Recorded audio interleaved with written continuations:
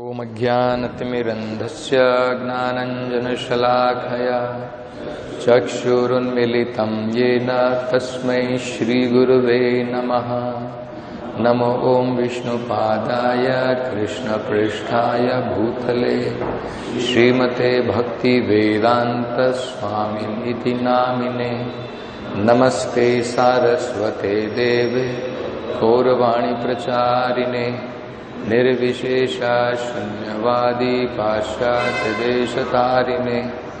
जय श्री कृष्ण चैतन्य प्रभु नित्यानंद श्री अद्वैत गदाधर श्रीवासदि गौर भक्त वृंद।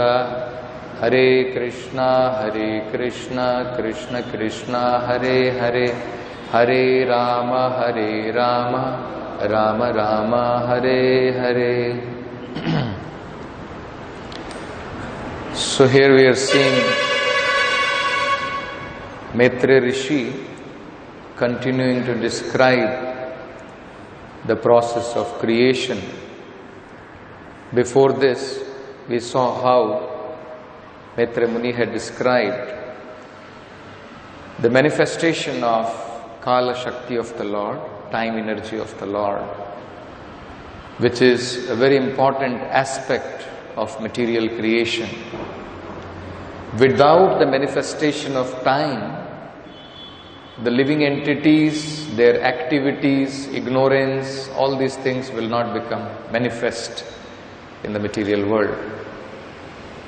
And now the further creation by Brahma, the creation of different kinds of specific conditions which are required for living entities to exist in this new atmosphere in the material world where they do not belong to.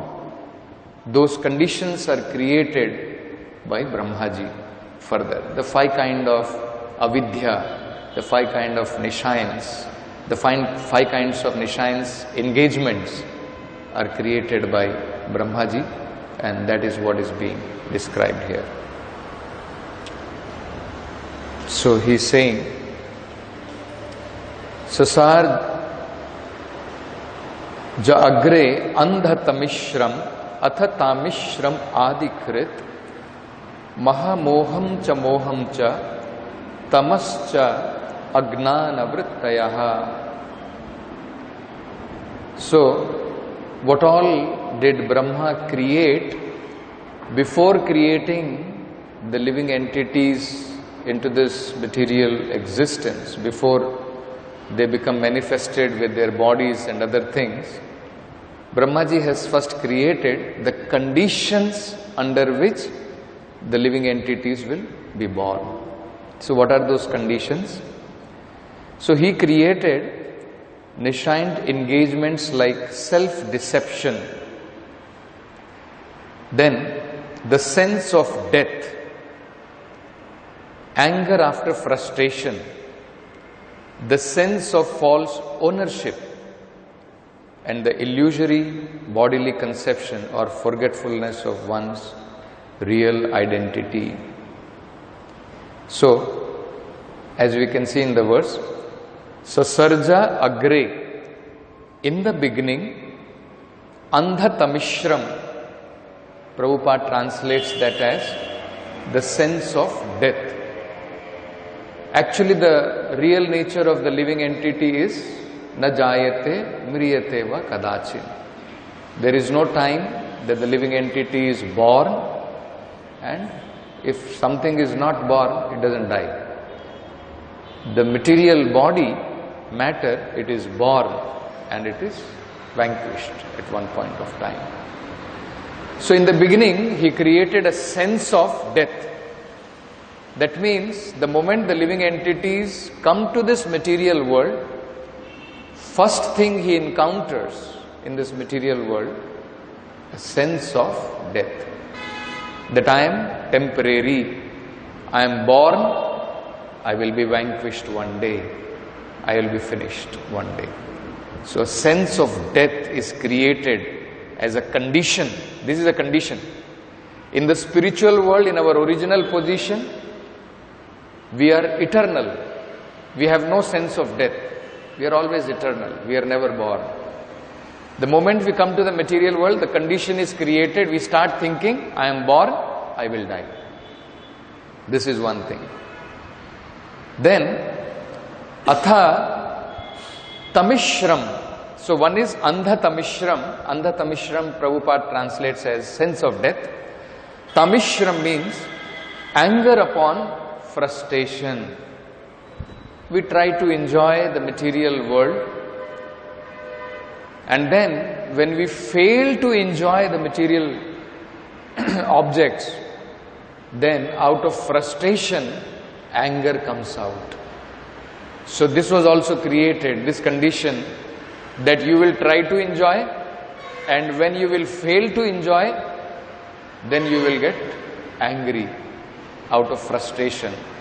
And that is how you find, out of anger, Prabhupada explains, many philosophies have come into existence, including even Mayavada, including impersonalism, voidism, or atheism. All these philosophies are result of anger, out of frustration. See. Then anger after frustration, Adikrit, all these. Mahamoham. Mahamoham, Prabhupada translates here as ownership of enjoyable objects. So this is also very important. One of the important conditions the living entities are sent. They come with a sense of ownership. Whatever they come in contact with, they want to possess. They want to possess other living entities. They want to possess material energy of the Lord. These are the things what is there in the material world. Both of them actually belong to the Supreme Lord. The other living entities are also not belonging to us. Situation is created where we come with a sense of ownership. If he is in touch with my body, if he is in touch with my mind or intelligence or my circumstances, then that belongs to me. Either it is the other living entities or the circumstances or material objects. So that sense of ownership is also created before we come to this material existence. Mahamoham cha. Moham, illusory conception. So this is a nishant engagement. Illusory conceptions are created. Aham mameti, this body is me. And everything which is belonging to this body is mine. And because of that, we are all engaged in varieties of nishant's activities. Mahamoham cha, tamaha, darkness in self-knowledge, cha agnana vrittayaha. So darkness means avidya. So that is also created, agnana vrittayaha, because of which everybody is falsely engaged in illusory activities. So, in essence, Prabhupada is saying 5 kinds of nishant's engagement are created. What are they? Self-deception, sense of death. Self-deception means understanding that actually we are something else, but we identify with something else. Self-deception, sense of death, anger after frustration, cells of false ownership, and the illusory bodily conception or forgetfulness of one's real identity. So these are all created. Prabhupada points out here that out of them, one of them is the prime condition, which gives rise to further conditioning, which is that prime condition which is created. Out of these 5, one of them is the prime condition created by Brahmaji, which leads to all other conditioning. Mahamoham, ownership of enjoyable objects. Not exactly.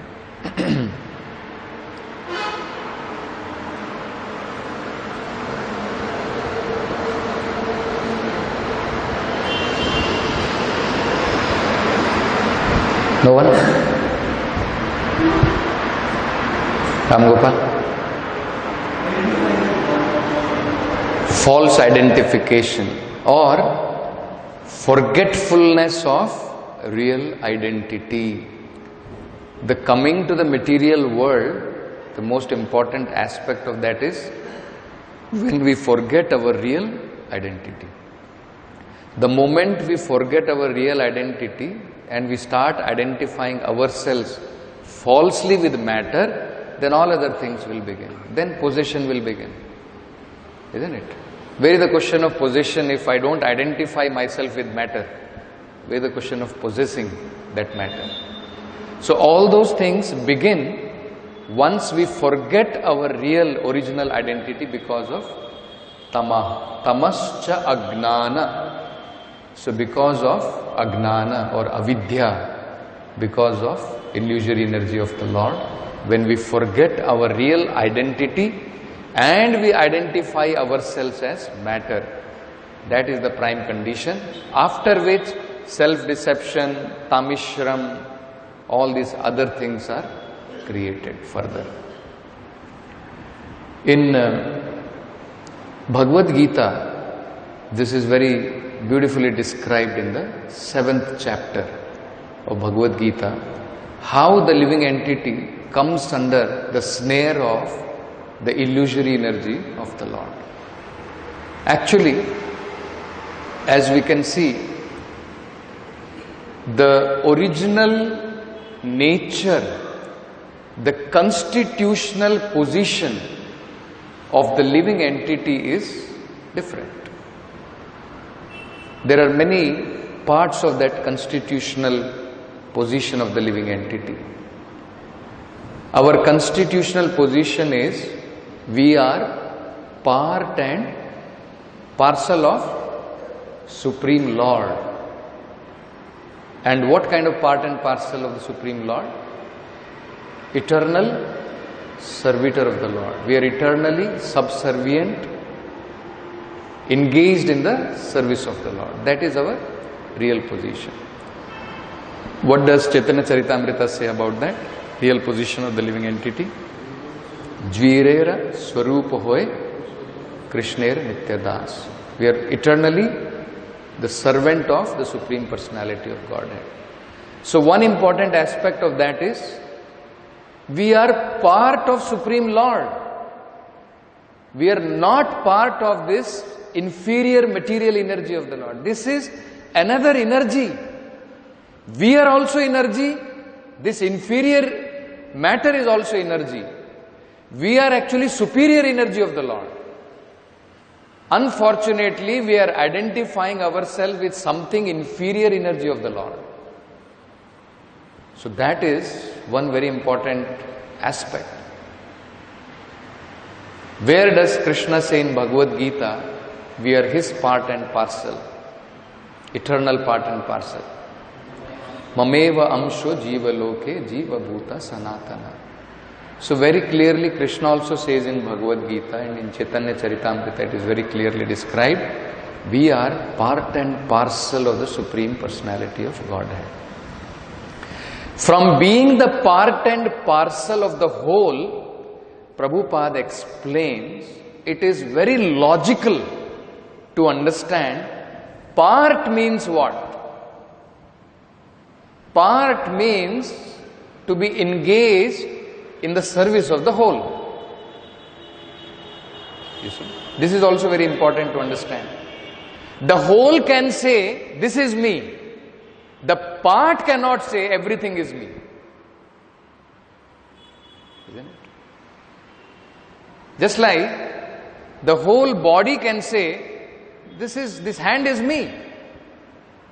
The hand cannot say, I am the complete body. And all the parts are meant to serve the whole. Correct? That is the constitutional position. When we say we are part and parcel of Krishna, what does it imply? We are meant to serve that supreme whole, the Supreme Personality of Godhead. So very simple example which many times Prabhupada gave is to make us understand about our constitutional position. It's a very simple example, but very important to understand that example. Prabhupada gave the example of the part of body, right? Fingers are there, hands are there, legs are there, kidney is there, liver is there, heart is there. So many different parts are there. They're all meant to serve the whole body. Like in the Vedic literature, that example is given. The example of whole is like the Supreme Lord is like the stomach, and all the indriyas, the external indriyas, the hands, the legs, they're all meant to serve the stomach, isn't it? Just imagine, suppose, say for example, why this is called, our position now is called unconstitutional. First we have to recognize what is our constitutional position. Then we will be able to understand the living entity can be happy only in its constitutional position. Very simple example Prabhupada gives, but it is very important to understand for all of us. What is the constitutional position of a hand? What is the constitutional position of all the senses of the body? That they are part of the whole body, they are meant to serve the stomach. So just imagine, suppose a plate of food is brought before you, you are feeling very hungry, and then the hand is thinking, now let me enjoy this food, and all over the food the hand is touching. Nicely the whole food is touched again and again by the hand, and after some time you are saying, still I am very hungry, still I am not satisfied. See, what do you recognize from this? A very simple, very important principle. The constitutional position of the hand, the constitutional enjoyment of the hand is by serving the stomach. That is the constitutional enjoyment. Hand, it becomes unconstitutional if the hand wants to enjoy the food by itself. It is unconstitutional. It cannot enjoy like that. It will be diseased, it will suffer. Similarly, the constitutional position of the living entity is to serve that Supreme Personality of Godhead. What is unconstitutional position? When we want to enjoy ourselves. That is unconstitutional. When we want to enjoy our senses, when we want to enjoy other living entities, we want to enjoy material possessions, this is unconstitutional. It cannot give any kind of satisfaction to the soul, because it is not the constitution of the soul. So, this is the first thing we have to understand. What is our real constitutional position? And this real constitutional position is covered by material energy. You see, Prabhupada gave that famous example. The sun itself creates a cloud by which the sun becomes covered to our eyes. But that, of course, should not be misunderstood, that actually the cloud can cover the sun. It covers our eyes from the sun. So matter or material energy, illusory energy, is a creation of the Supreme Lord, but it covers our vision to that Supreme Lord. It covers our vision to our reality, our real constitutional position. We forget our real constitutional position as servant of the Lord, and we take up the position of the Lord thinking, I am the enjoyer, and we want to enjoy. So, Prabhupada is saying here, that is the prime thing Brahmaji first created. Because if you want to exist in the material world, how it is possible? You have to forget your constitutional position. Right? If you are always having that constitutional position, I am the spirit soul, I am part and parcel of Krishna, where is the question of thinking matter to be mine? or matter to be enjoyable, because that is not our real constitutional position. So first thing, we forget our identity, and then we start identifying with matter, and then we start thinking this matter is enjoyable, this is mine. So all that further illusion begins with that. And that is what Krishna says in 7th chapter of Bhagavad Gita.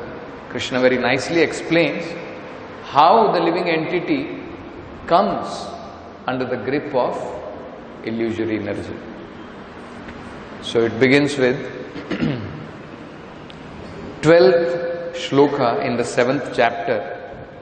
Krishna says, Ye chaiva sattvika bhava rajasas tamasas chaye matta eveti tan vidhi natu aham te shute mayi. Here Krishna is very clearly explaining three kinds of material existence is created by the Lord. What are the three kinds of material existence? Sattvika bhava, Rajasika bhava, Tamasika bhava.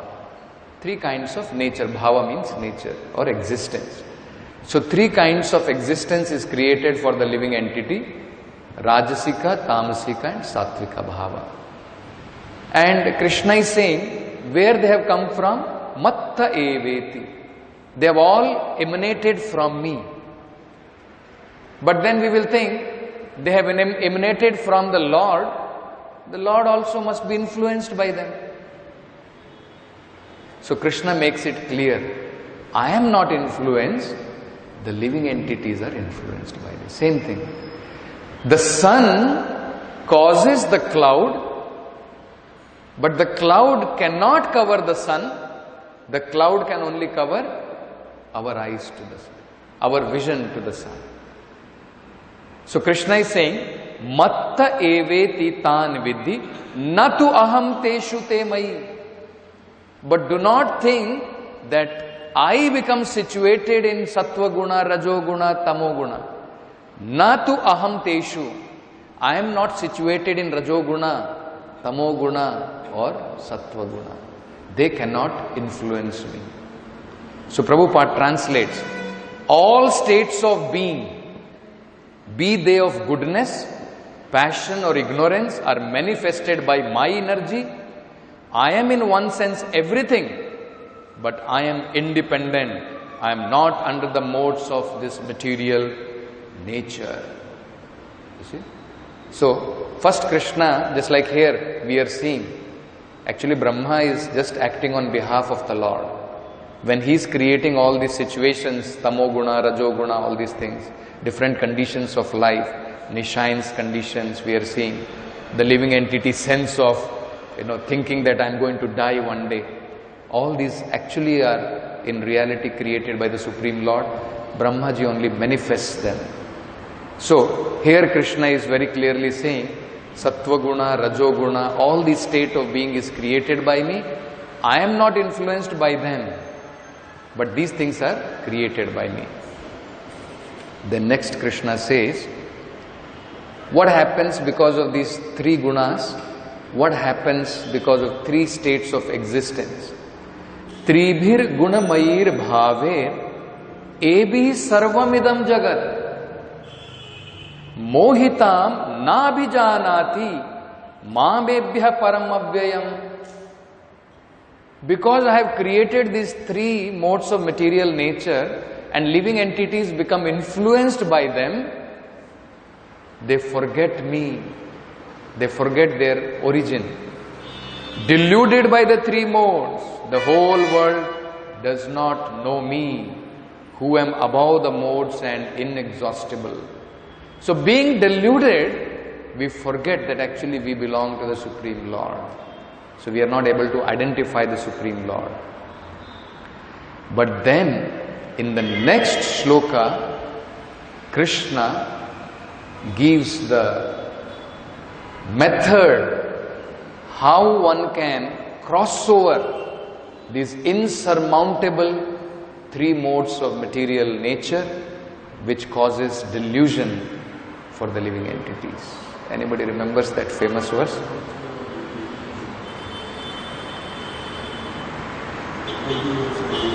Devi esha gunamayi mama maya durattaya mameva ye prapadhyante maya metam tarantite.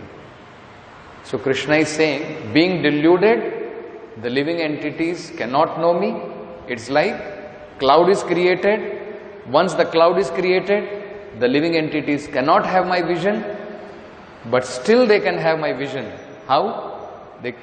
They cannot remove that cloud by themselves. It is not possible. Why? Mama Maya Durattaya. It is not possible to cross over Maya. Only method to cross over Maya is Mameva Prapadhyante. When we surrender to the Supreme Lord, understanding, my dear Lord, I am not the enjoyer. I am servant. So once we understand that, and in humility we surrender to the Supreme Personality of Godhead, then it is possible that the Supreme Lord will clear that curtain of Maya and we will be able to be situated once again in our original position as servitor of the Lord. So, this is what Prabhupada is saying in today's purport.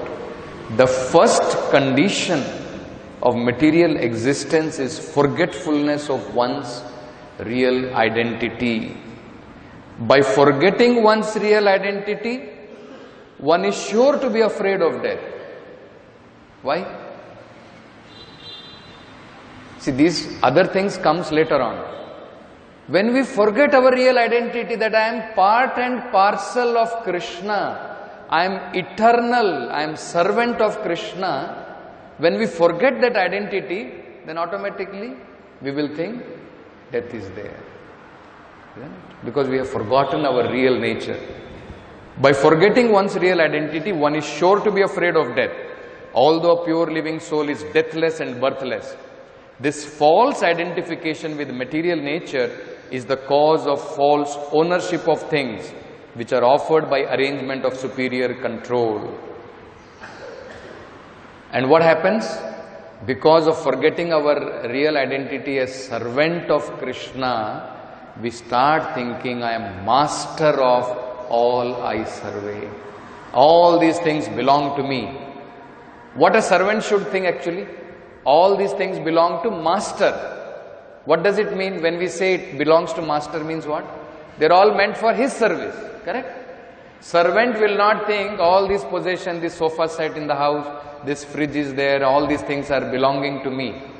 Isn't it? They all belong to the master. They are to be utilized in his service. That is the meaning of servant. So what do we think in the material world? All these things belong to me and they should serve me. So Prabhupada is saying here, the moment you forget your real position as servant of Krishna, then the sense of enjoyer also comes into picture. I am the enjoyer and all these things, I am the possessor of all of them. All material resources are offered to the living entity for his peaceful living and for the discharge of duties of self-realization in conditioned life. Why all these different things are given? It is a mercy of the Lord that all these things are given to reform us. Once we understand these things do not belong to me, all these things which caused our bondage will release us from this bondage. You see, this is very important. We don't have to renounce. Where is the question of renouncing? It was never belonging to us. Correct? It was never belonging to us. Falsely we were thinking it is all belonging to me. That has to be renounced. That conception, it belonged to me, has to be renounced.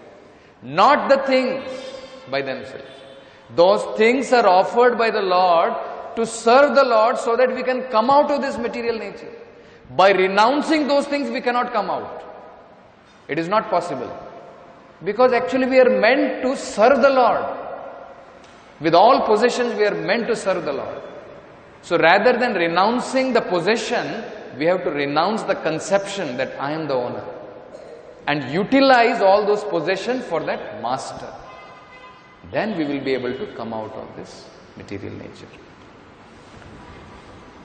All material resources are offered to the living entity for his peaceful living and for the discharge of duties of self-realization in conditioned life. But due to false identification, the conditioned souls become entrapped by the sense of false ownership of the property of the Supreme Lord. It is evident from this verse, Brahma himself is creation of the Supreme Lord, and the 5 kinds of nishayans which condition the living entities in material existence are creations of Brahma. It is simply ludicrous to think that the living entities to be equal with the Supreme Being, when one can understand that the conditioned souls are under the influence of Brahma's magic wand. See, it's a very simple logic Prabhupada is giving. How can the foolish living entity think himself equal to the Supreme Lord? First of all, he is under the magical wand of Brahma. Brahma has created 5 magical wands. Through his magical wand, he has created 5 kinds of conditions. And under those conditions, the living entity is already controlled fully. And who is that Brahma? That Brahma himself is created by the Supreme Lord. So where is the question the living entity can think himself to be independent or think himself to be the Supreme Lord? First of all, he is not even independent of control of Brahma. Where is the question of thinking that I am independent Lord at all? So, it's very simple logic Prabhupada is using. It is simply ludicrous to think the living entity to be equal with the Supreme Being when one can understand that the conditioned souls are under the influence of Brahma's magical wand. Patanjali also accepts that there are 5 kinds of nishayans as mentioned herein. So, we'll stop with this. Grantha Srimad Bhagavatam ki jai. Srila Prabhupada ki jai.